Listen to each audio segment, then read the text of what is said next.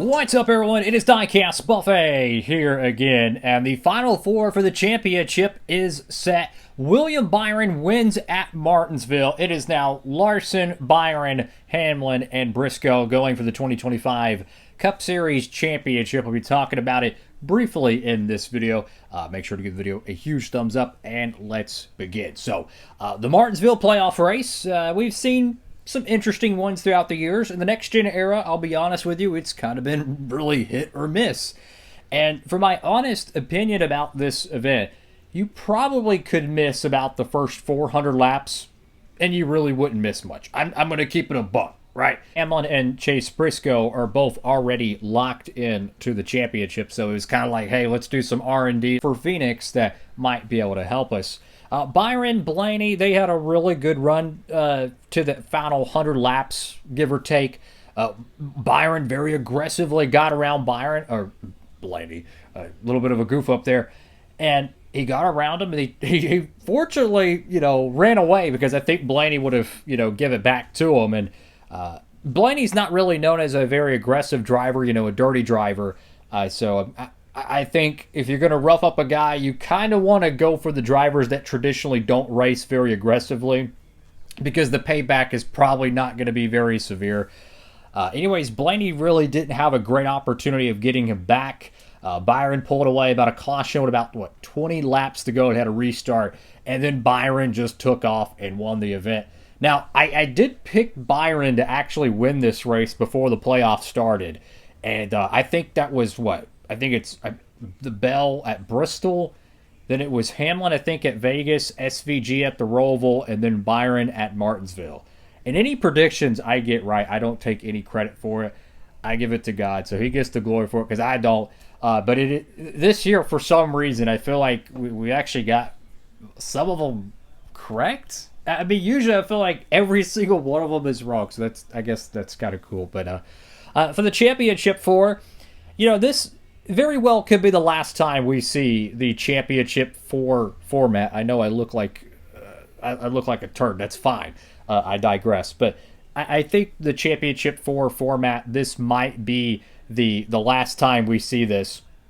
And then how are they going to do it next year? I have no idea. There's like 10 different ideas for the championship. They said they wouldn't announce it until it's officially over.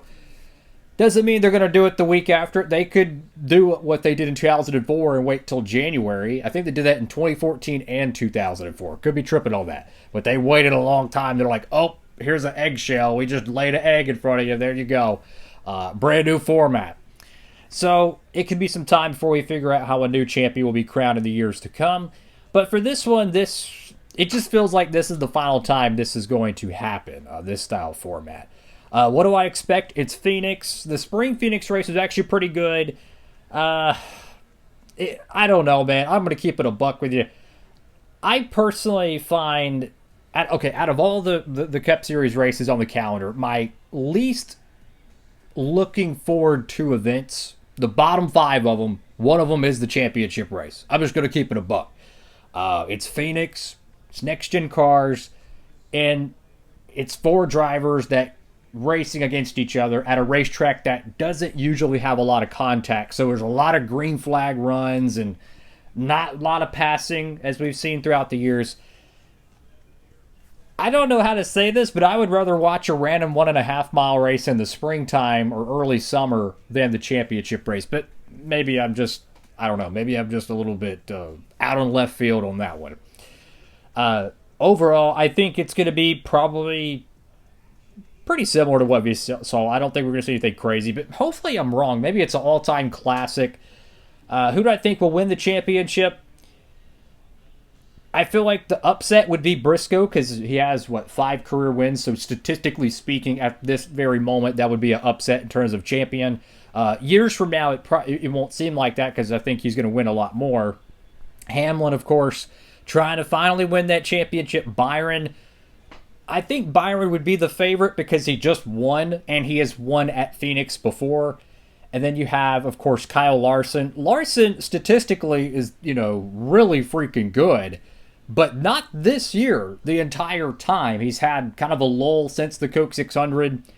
I think Kyle Larson if he won, this is why there's even a conversation about changing the championship. Is like, I feel like if Kyle Larson won the championship, he would say, I feel like we didn't deserve it, maybe, because they didn't have that dominant season. You know what I'm saying? Like 2021, it was clear and obvious by October, the 5 car has to win this championship. Like, if anyone else does, it wouldn't be, you know, the best team that year won the championship. So I don't know. It's going to be interesting, but it could be the last time we see this. So take that for what you will. But overall, quickly, my grade on Martinsville.